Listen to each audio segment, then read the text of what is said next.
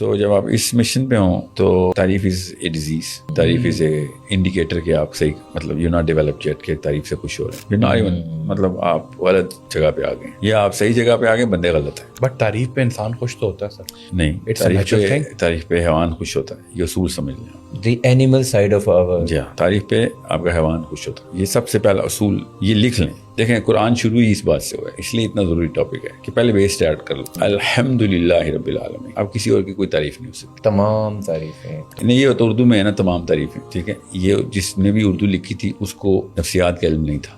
ٹھیک ہے، یہ تمام تعریفیں اللہ کے لیے نہیں ہے. کہنے کا مقصد یہی تھا، اس کا نیت تو ٹھیک تھی اس کی، مگر he did not have understanding of how human mind works. ٹھیک ہے، بہت آسان کر کے بولنا تھا. میں اردو والوں کی بات کر رہا ہوں. ٹھیک ہے، کسی اور کی ٹرانسلیشن تو یہ اور آسان کس طرح ہو سکتا تھا؟ تعریف صرف اللہ کی. صرف اللہ کی. الحمد کا مطلب ایبسولوٹ، تعریف صرف اللہ کی.